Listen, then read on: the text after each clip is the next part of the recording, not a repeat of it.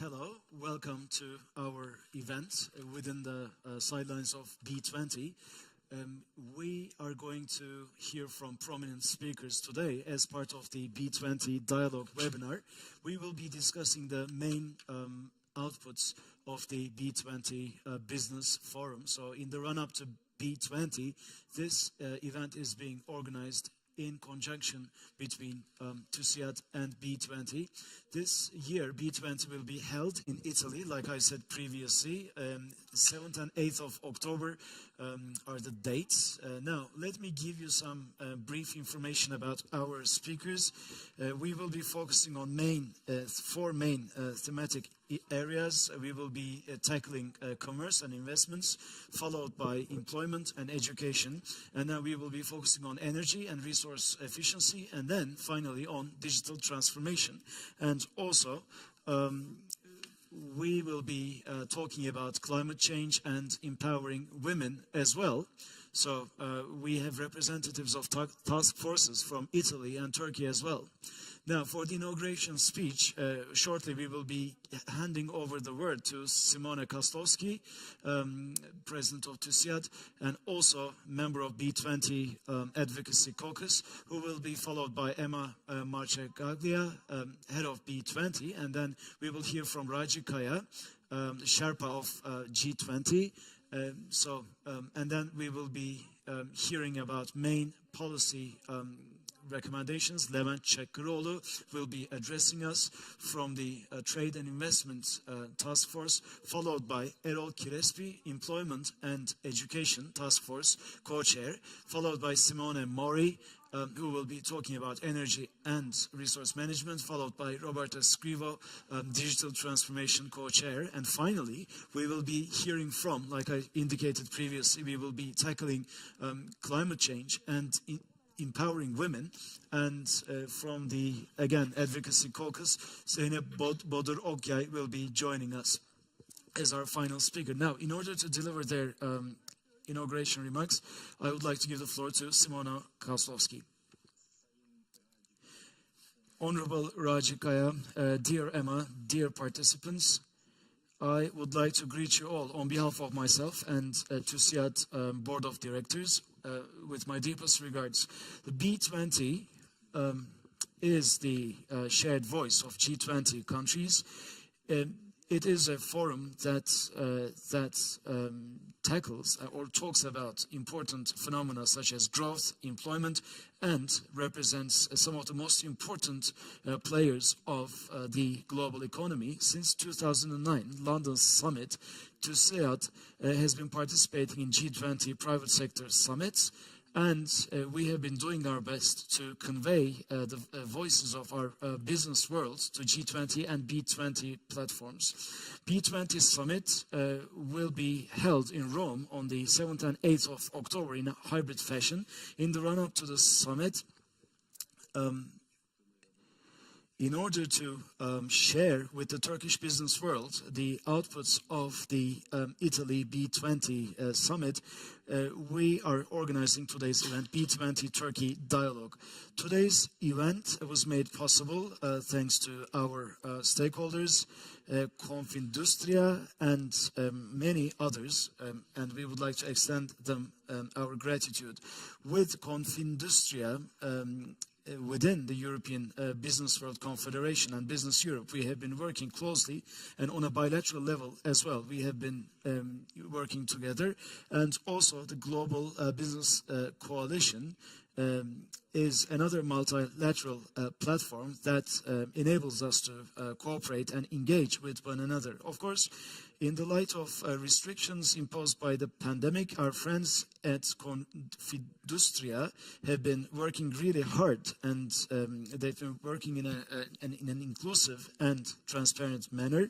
The G20 Sherpa of our country is Raji Kaya, and we would like to thank Mr. Kaya for their support, and for being with us here today.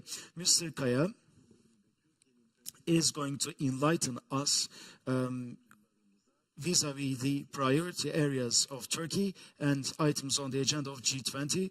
And today, commerce and trade and investment, employment and education, energy and resource efficiency, and digital transformation are the four thematic areas that we're going to focus on. And additionally, we will be hearing from members of the Advocacy Caucus, and we will be focusing on empowering women and tackling climate change. We have esteemed representatives from Turkey and Italy who are members of these task forces. Just like before, this year as well, we did our best to contribute to B20. Within B20, an international advocacy caucus was established. And I'm a member of that caucus with Zeynep Bodur Okyay. And like I said, there are two main priorities of this caucus: empowering women and fighting climate change.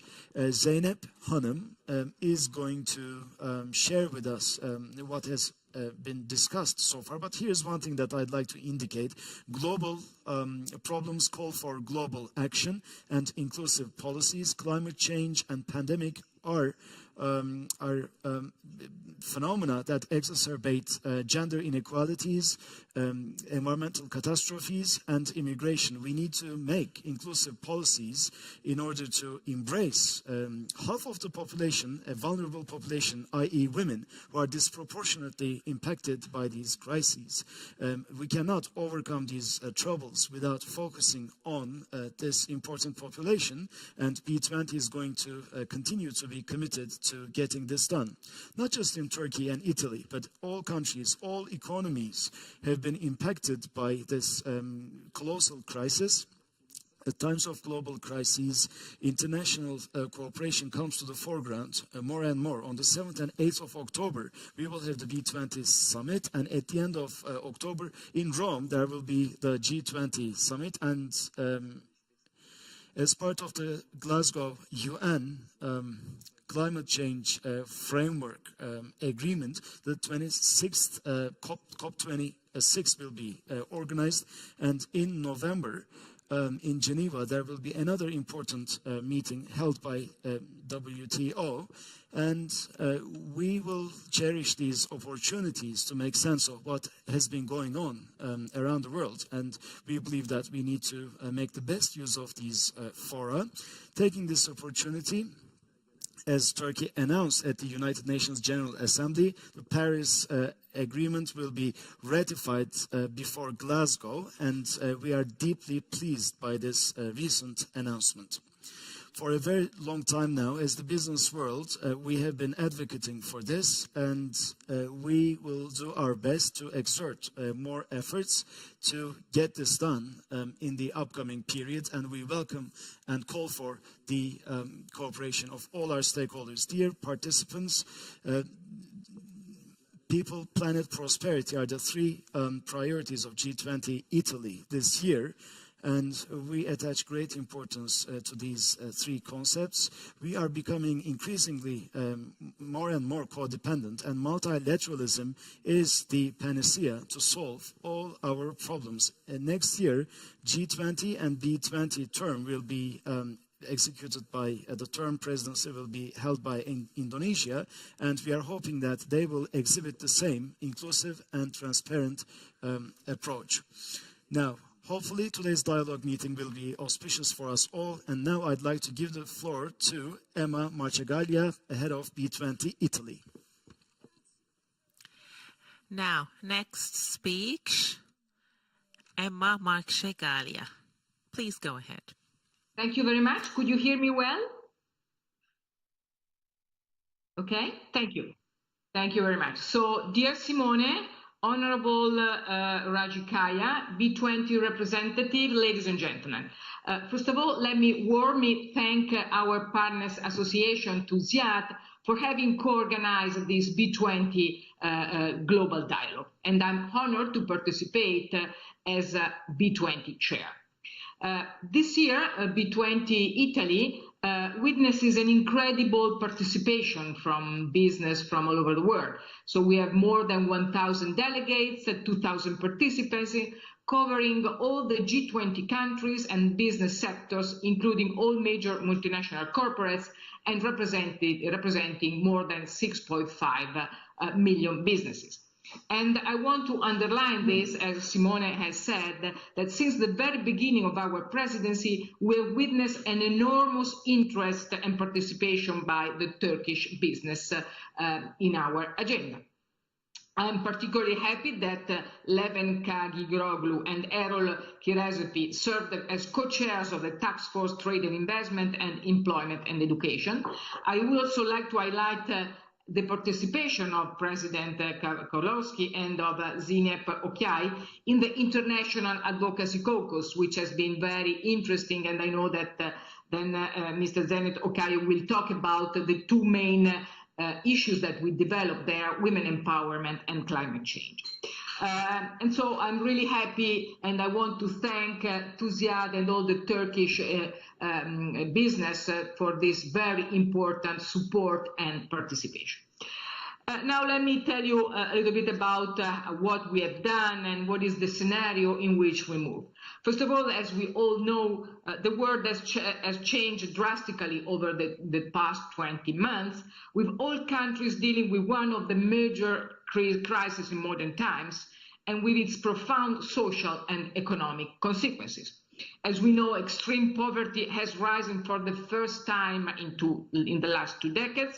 Disparities and inequalities across individuals and countries further amplified, and thousands of businesses are still challenged by survival threats. Now we also have to say some positive aspects. Some nations are successfully leveraging vaccination programs and are at the forefront of a step change, and this is positive. However, the persistently uneven distribution and access to vaccines seriously affects the rebound of global prosperity. But there are also encouraging signals. As we know, when we talk about global economy, the global economy is projected to grow by 6% this year, which is an important rate of growth, and by 4.9, even 5% by 2022. And also, if we talk about global trade volume, which is another important signal on how, let's say, the growth internationally is developed, the trade volumes could expand by 9.7% this year and by 7% by 2022. So this is the scenario that we have. I think there are some points that we want to underline that are very clearly in our B20 work. The first point is that cooperation and collaboration are key and now are clearly perceived as the only way to address common threats, and the G20 are facing them convincingly. So after years where nationalism, protectionism, the idea that every nation could go and could try to solve problems by themselves, now it's clear that we need strong cooperation and cooperation among governments, and also we need very strong cooperation between governments and corporates. This is very, very important. So business and governments must accomplish together the mission of navigating the complexity and prepare for challenges lying ahead. So revamping multilateral system is one of our first priorities, together with learning the many lessons from the pandemic to avoid repeating the error occurred, especially in its early frantic phases. Because, and this is also clear, in an interconnected world, global problems can only be faced together, while, as I said before, unilateral approaches only make crisis more acute. So the B20 ultimate goal is making 2021 the year when the global community has overcome the virus and inaugurating an era of renaissance. So we want to go back to growth, but a growth that is different from the past. So a growth that is more inclusive, more sustainable, and where we don't repeat the mistake of the past. So as B20 chair, believe me when I say that business stands ready to do its part of the job. So we know that to solve the problems that we see on the global arena, we need to take responsibility on that. I mean, the role of business is important to solve problems like climate change, inequalities, to enhance innovation and employability. But also we are also will to deliver actionable recommendations to the G20 summit in the summit in later October. So our role is we have two roles: one, taking responsibility on ourselves to solve the problems, and the second, as B20, is to make actionable, to deliver to the G20, to the head of state of the G20, actionable recommendation to the G20 summit that will take place later in October. As you know, our claim is interesting, and I think is self-explanatory in this regard. Our claim, as you know, is reshape the future, include, share, and act. By include, we mean that nobody must left behind. People, businesses, and countries will achieve a truly sustainable growth only by combining diversity and inclusion. This is very clear to us. And when we talk about share, we think of the benefits of a level playing field and of an open trade in goods and services, but also to spread out and have competencies, technologies, and resources, not only in the developed countries, but also in the developing countries. We look forward to vaccination campaigns being conducted worldwide as extensively as in advanced economies, and we call on investing in sustainable financial and infrastructure as ecosystem as well. And when we come to act, we mean that there are some action that has to be taken starting immediately from now. The first one is that we have to be prepared to a possible next emergence. We hope not to have new emergencies, but this is possible. So we have to say that we find ourselves not prepared to this emergency. So it's very important that we find ourselves prepared for the next emergency. Talking about another pandemic, hopefully not, but this could happen. Talking about climate change disaster, or talking about cyber security attack. And when we talk about act, we also want to say that we need a very strong, and we want to start immediately to have the reform of the WTO, which is very important. And also we need also to say that we need to accelerate the net zero racing and to really fight climate change, but in a way that is a just transition. So we have to put together sustainability from an environmental point of view, but also from a social and economic point of view. So this is what we want to do. I don't want to go too much into details on this because then my colleagues of the different task forces will go into details about our recommendation. But let me say just a few words on the process of the B20. In the last 7 months, all our 9 task forces has worked intensively to finalize the policy papers, and all these policy papers have been concluded and endorsed by consensus. As you can imagine, this has been a very strong and also difficult process, but the process has been very inclusive and transparent. We had 38 video conference, 4,000 participants, and over 3,000 written comments received. Mastering the definition of our proposal has been very demanding, but I am proud of the collective response, and I can promise that our final declaration will be comprehensive, punctual, and effective. So this is very important. So what I want to say is that our mission is to be very pragmatic. So here we are not just talking about nice documents, very important and nice declaration, but we want to be very pragmatic and to suggest ambition, but operational and measurable action. Thus, we made an extra effort compared to previous cycles by innovating the process. All policy papers annexed to the final declaration will contain 3-4 leading KPIs approved by the task force members.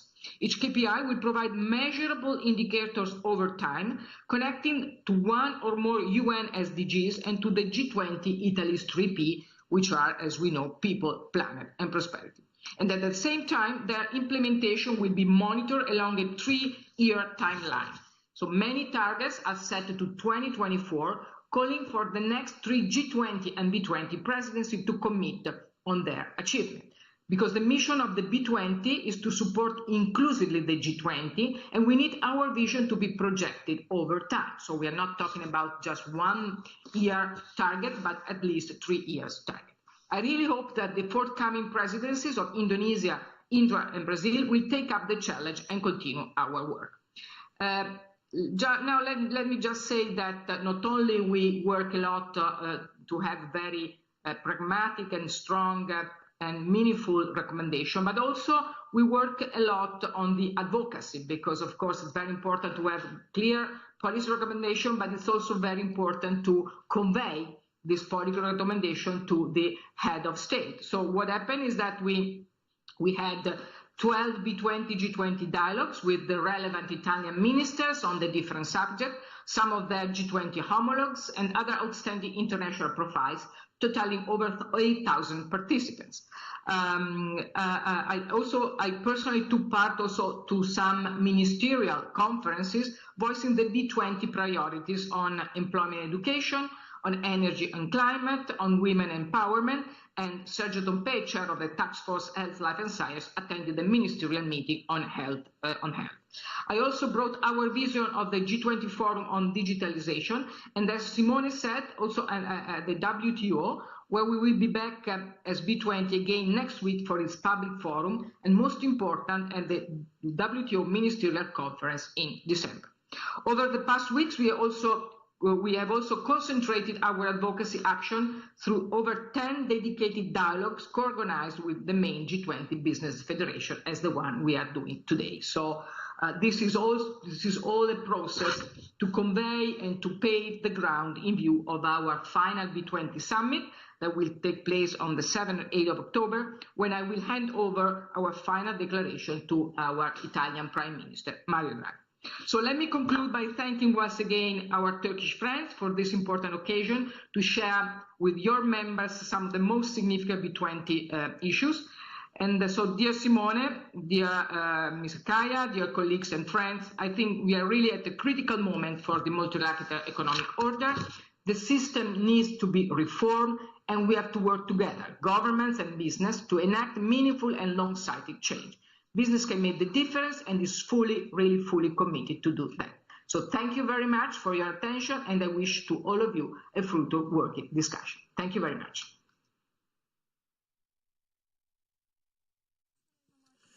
Emma Marcegaglia, head of B20, we'd like to thank you very much, especially after the pandemic. There has been a rebound, and how countries, companies, economies should act was the topic of your speech. You also talked about climate change and empowering women and how we need to transition into a better system. Now, our main speaker, Raji Kaya, will be addressing us. Raji Bey, welcome. The floor is yours. Hello, and thank you. Chairman of Board of Directors of TÜSİAD, Mr. Kaslowski, esteemed B20 guests and representatives of the business world. First of all, I would like to thank you all for inviting me to this event as the Sherpa of Turkey. And the term presidency of Italy will hopefully be auspicious, and I'd like to thank everyone for their hard work. And I also would like to thank TÜSİAD for hosting this very important event here today and for contributing majorly to the B20 process.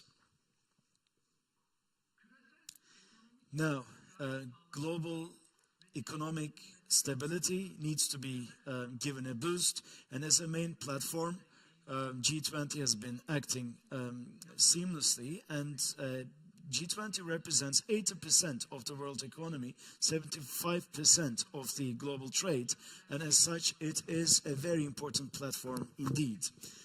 Now, at the beginning of 2020, we were impacted by an emerging pandemic, and we are still feeling the effects of the COVID-19 pandemic.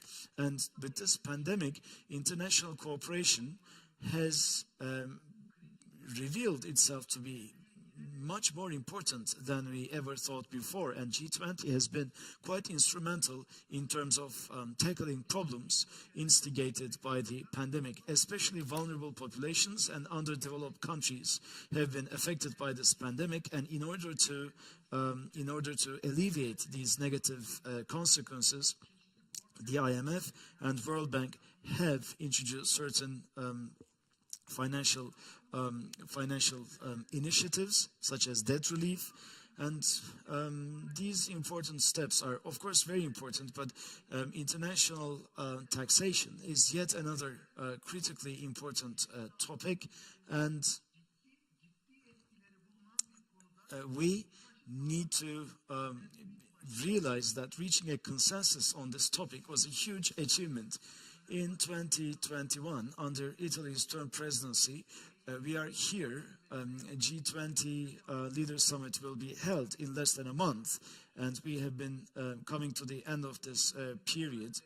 And in Rome, at the end of October, there will be a summit, and Italy's term presidency will be handed over to Indonesia.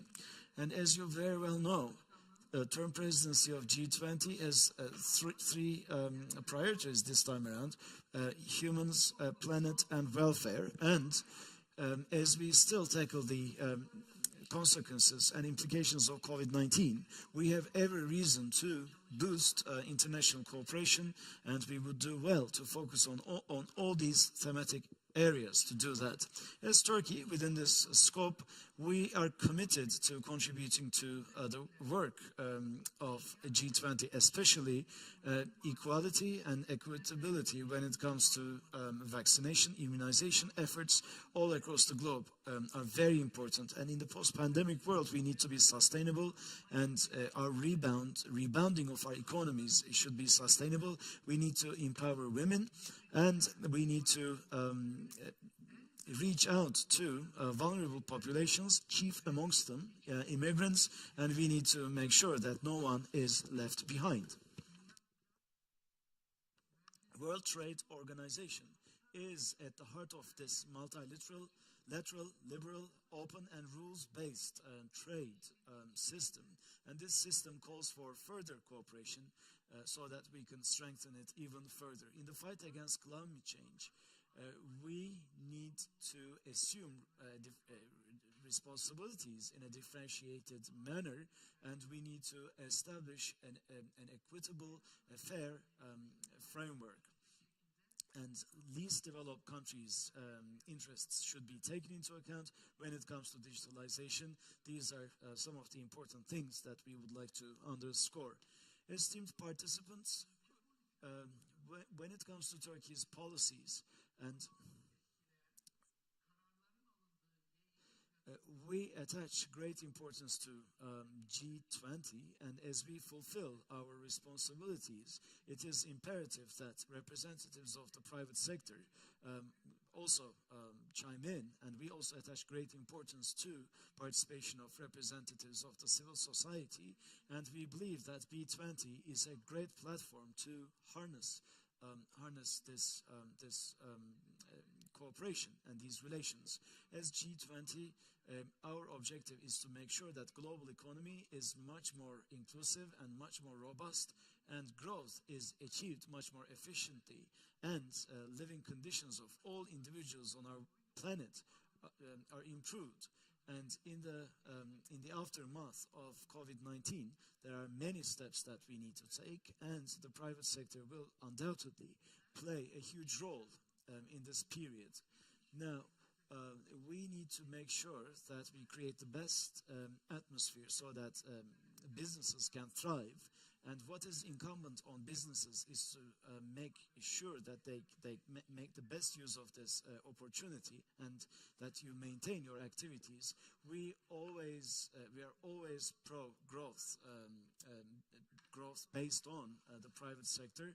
And if we're talking about growth in global economy, we need to realize that this growth can only be propelled by the private sector with their participation.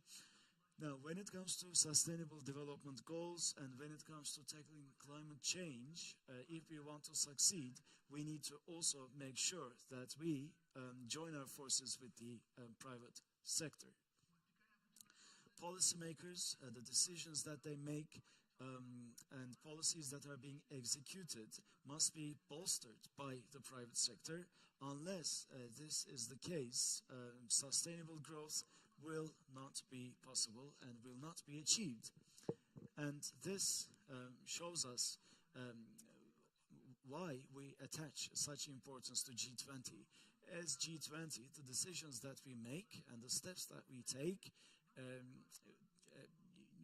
need to be assessed by you, and your input will improve our efforts in return. All the issues tackled by G20 require your support for our success. Your contributions are key. In our cooperation areas, concrete suggestions that you will put forth will steer us in the right direction and will help us achieve success.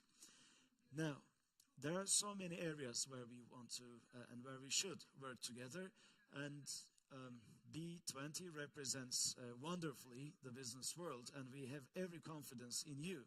When it comes to employment, we attach great importance to our cooperation with you, and unless you provide the support in terms of employment, there's only so much we could do as the public sector.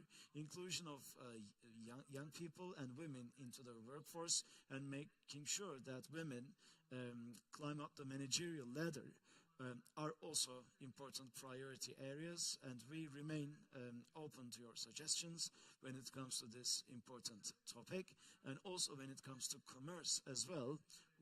We believe that the private sector has an important role to play. COVID-19 pandemic has revealed certain disturbances in supply and demand, and we have seen certain disruptions in the supply chain systems all across the world. And in order to alleviate these negative implications, we need to work together, and we need to diversify as best as we can. And we remain open to your opinions as to how this can be achieved. And finally, allow me to indicate that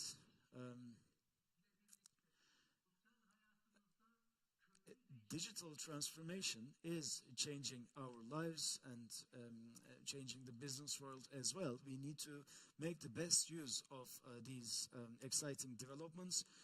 There are certain opportunities that are put forth by digitalization. We need to make the best use of them, and also we need to make sure that we thwart the risks posed by digitalization.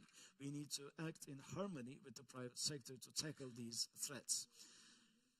I hope that today's deliberations will be auspicious for us all, and hopefully the G20 summit will be completed with great success. And finally, I would like to greet you all with my deepest regards. Thank you very much indeed. Mr. Rajikaya, thank you very much for what you have conveyed. Now let's continue. The basic policy recommendations will be brought forth. About the first title, Levent Çakaroğlu will be with us, Trade and Investment Task Force co-chair. Welcome, Mr. Levent. Thank you very much. Thank you very Mr. Kozlowski and distinguished participants, I greet all of you with respect, and thank you to TÜSİAD and B20 Italy presidency for organizing this. Also, Mr. Kaya representing our government, thank you for giving us the opportunity to convey our recommendations to you. As Koch community, we had a representative in all B20 task forces this year: economic, ecological, technological, politically, and socially. The world is going through important changes. As much as big risks, it has historical opportunities as well. However, we don't have the luxury to wait. In today's uncertainty, we have to be able to give critical decisions that will shape tomorrow. Global growth vision. As a society that moves in harmony with that, we want to be part of the global solution to overcome the global problems. These problems show that international collaboration is necessary. Therefore, G20 and its parallel organization, B20, we ascribe great importance to it. More liberalization in global trade. There's a striking truth behind this. G20 countries they have resorted to import restraints in an increasing manner in recent years. Only 1% of G20 imports were subject to restraints in 2010. As of 2020, this has risen to 10.4%. The tendency in all sectors is negative. The picture is so clear. Protectionism is on the rise. B20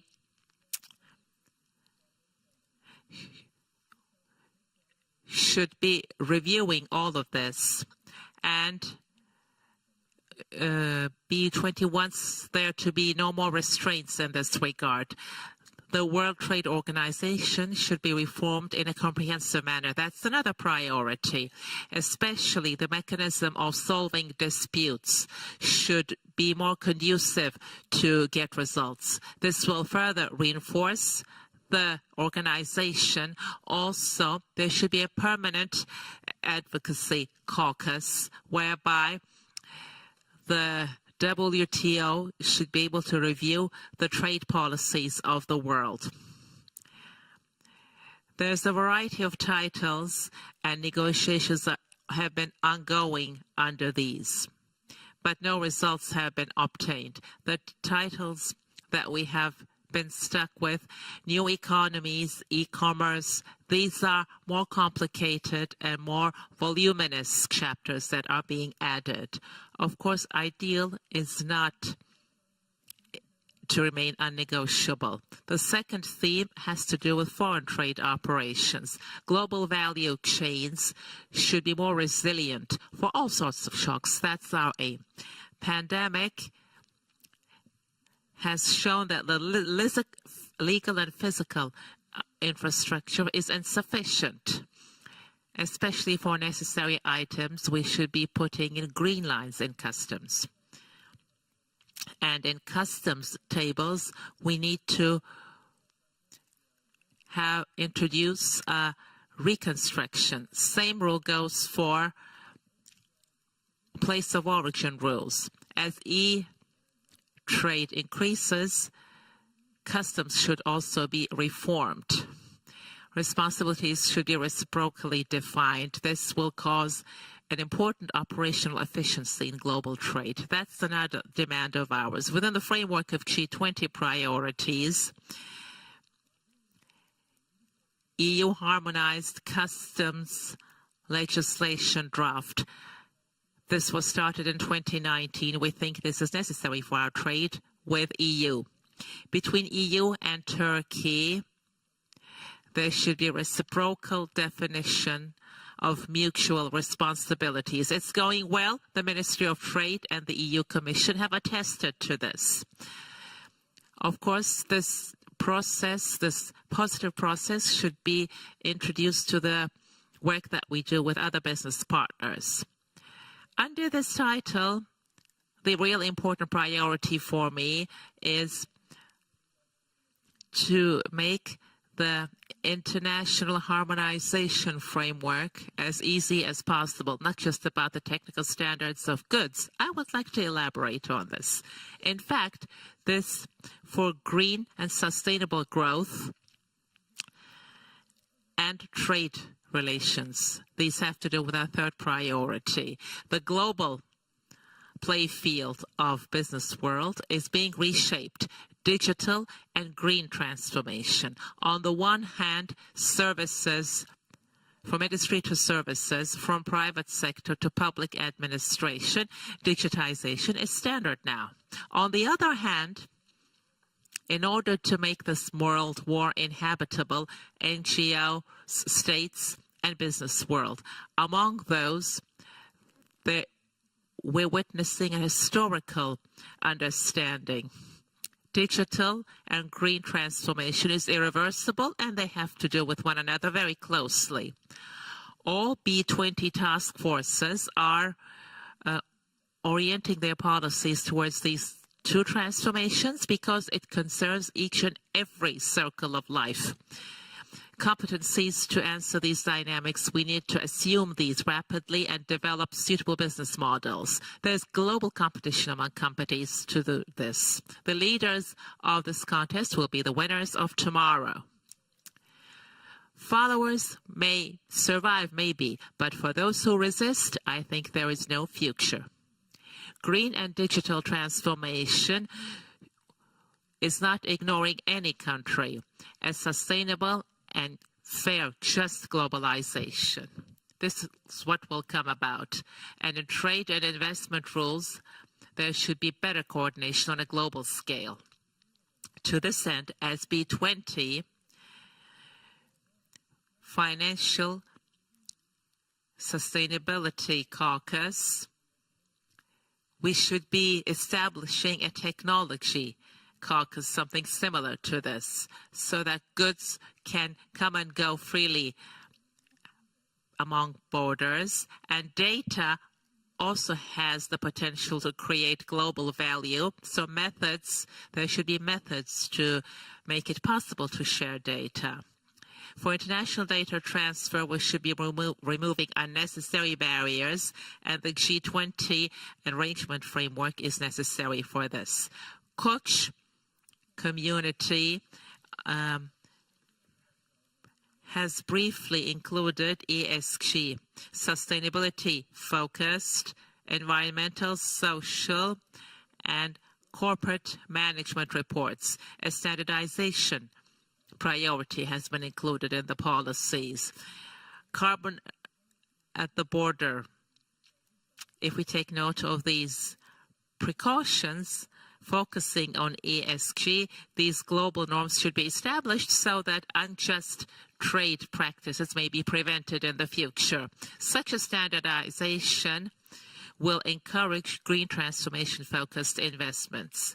B20's international direct investment. Global criteria is required for this. This is what I would like to emphasize.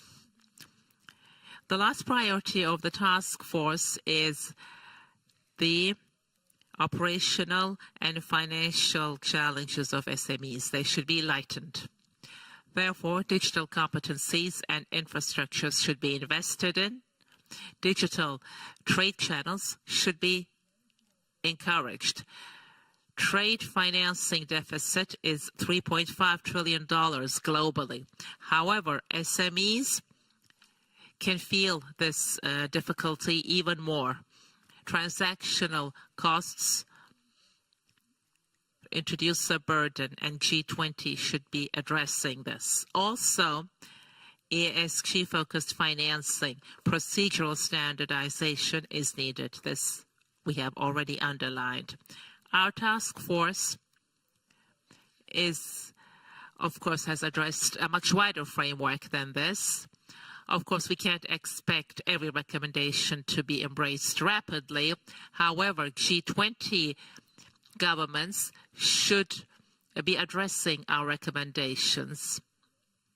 Koch community, directly or indirectly through business world organizations such as TÜSİAD, is willing to collaborate with our government. As I conclude, in spite of the difficulties of the pandemic, for the past 1 year, there's been perfect coordination, and the bar has been raised further. We would like to thank the Italy presidency. Thank you very much. Also, in the last couple of years, protectionist policies have been on the rise. And recently, digitalization has been going up, and environmental sensitivities are also gaining more prominence. You focused on these three important areas. Now, on the employment and education side, we will be hearing from Mr. Erol Kilesby. Erol Bey, welcome, and please go ahead. Hello. Esteemed participants, ladies and gentlemen, and let me say that I'm delighted to be addressing you thanks to this event. Of course, COVID has been wreaking havoc when it comes to employment and workforces all across the world. International Labour Organization estimates that in 2020 there was a loss of 255 million full-time jobs, and that's an unprecedented figure. This is actually 4 times the loss suffered during the 2008 global credit crunch.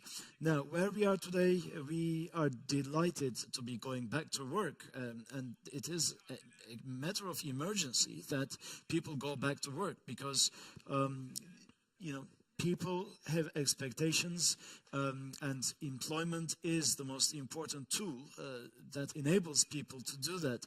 We are going through trials and tribulations, but this crisis has also given us an opportunity to make our workforce markets much more dynamic, flexible, and inclusive.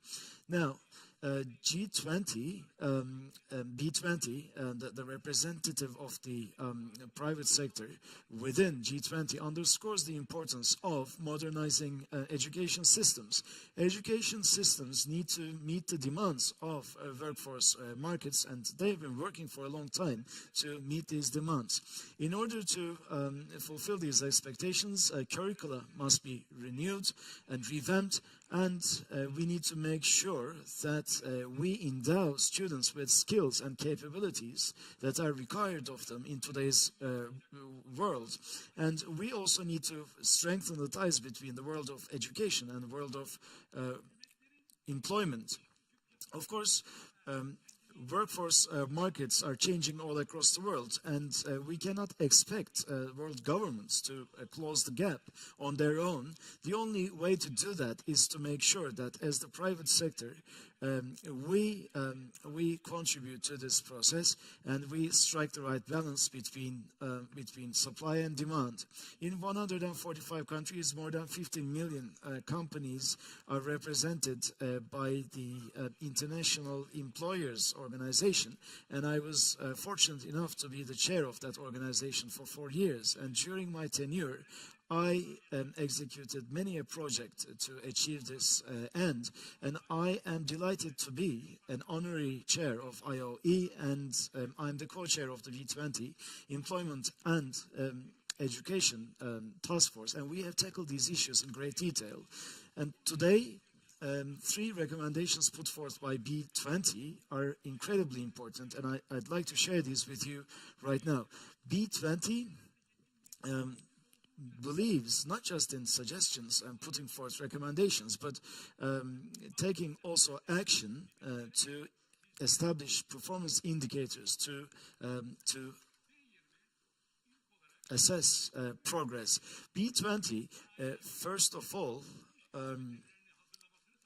recommends that G20 governments should focus on skills that will be required in the future, and should attach priority to planning, and should forge partnerships to achieve this. Employers need certain skills, and if these skills are ascertained properly, then governments would be in a position to act on these recommendations. And secondly, we need to attach great importance to lifetime learning. Especially aging populations should remain in the workforce, and we need to strengthen lifelong learning plans and models, and we need to update them as best as we can.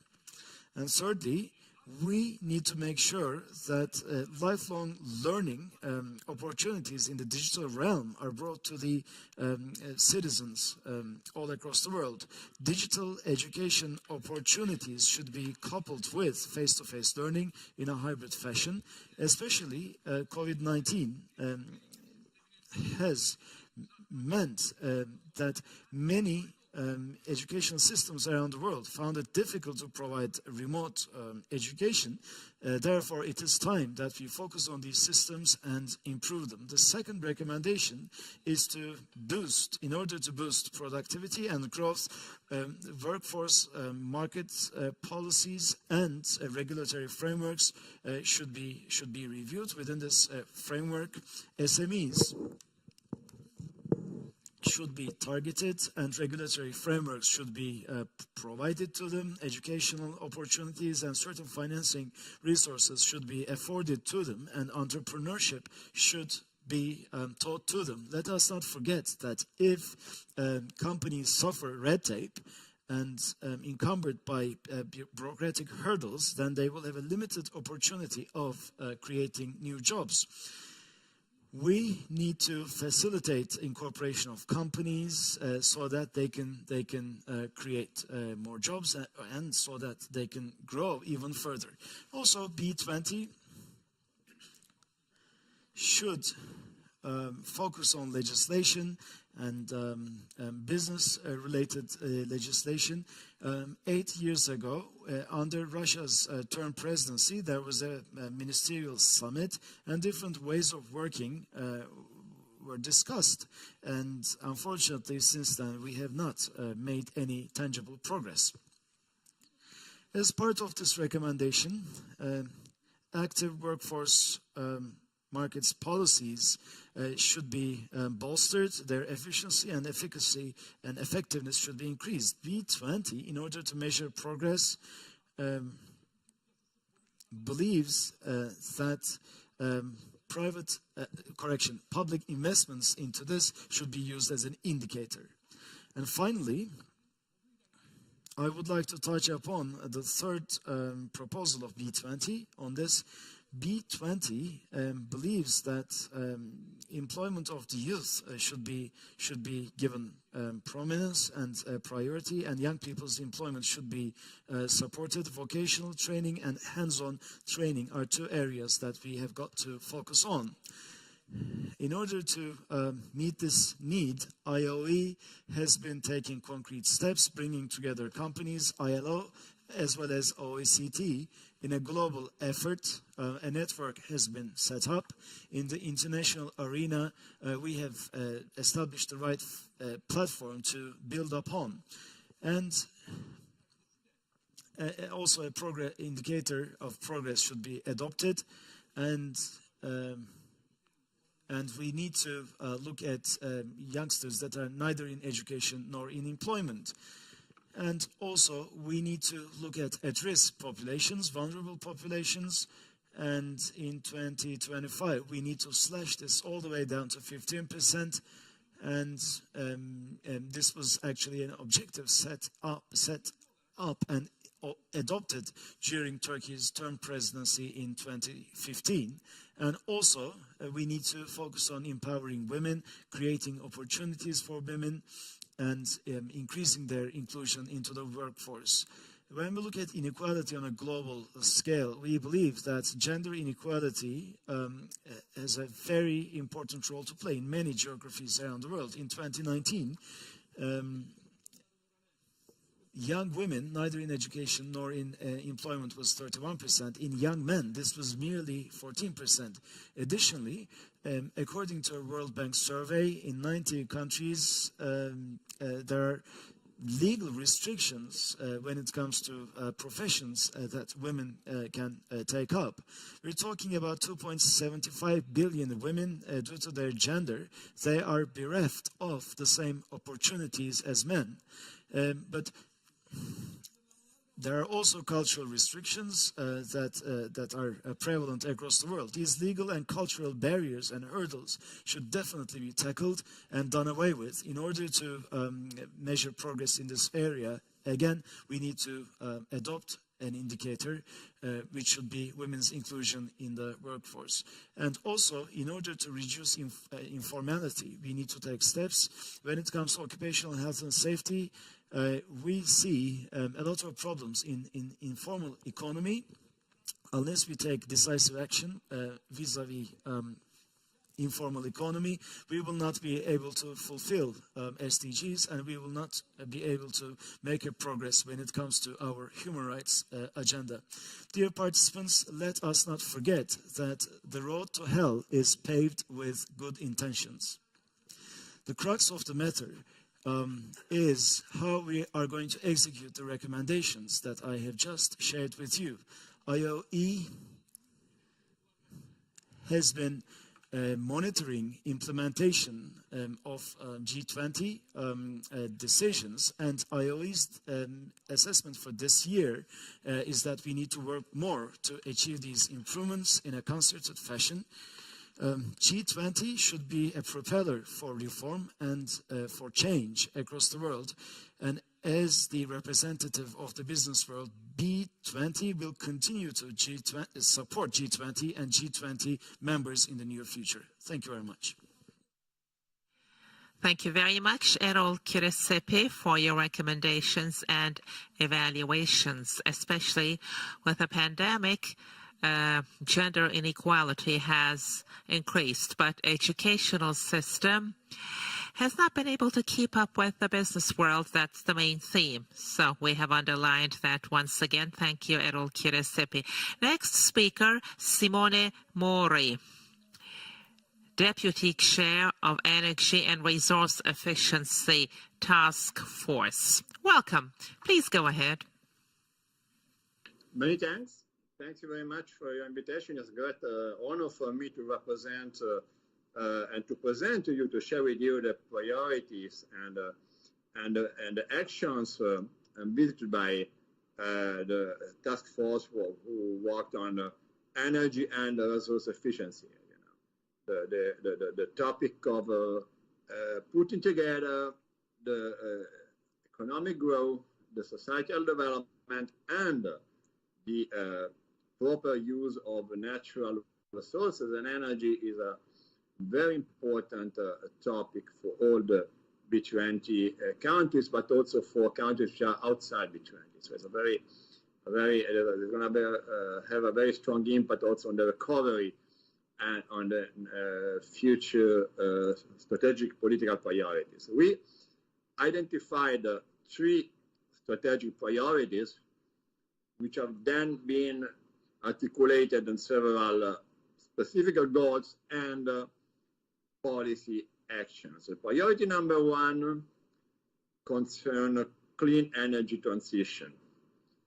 Basically, what we see as a priority is the need to accelerate the transition of the global energy system towards sustainable and carbon neutral energy mix. Basically, getting rid of the fossil fuels in the midterm in order to achieve the carbon neutral goal set by Paris Agreement, and working in order to have a coherent and homogeneous global framework coming also from the national determined contribution that all the countries are going to present again in the framework of the Paris Agreement.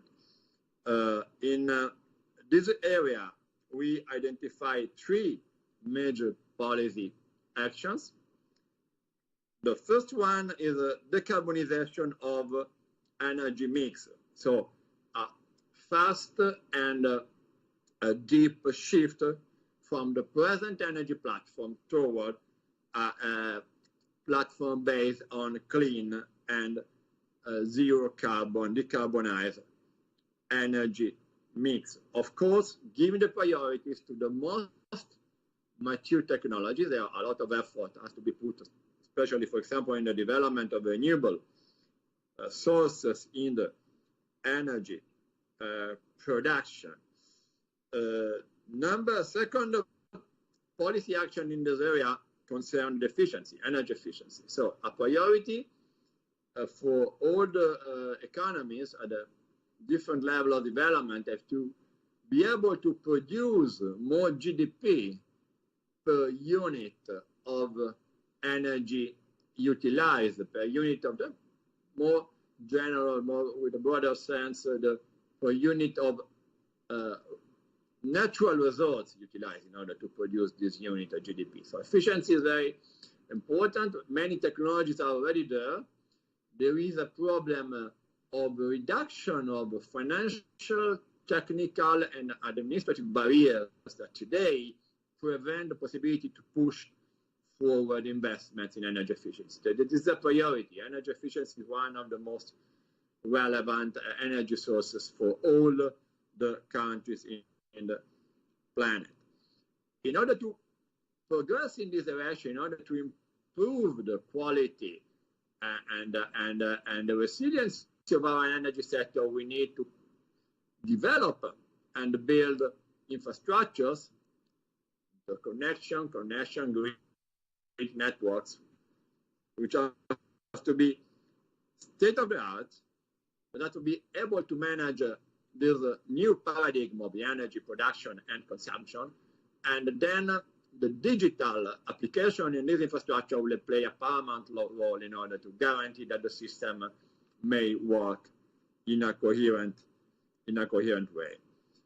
This was the first strategic priority. The second one is related to the idea that going through a more environmental and climate-friendly model of economy requires a full engagement of the society.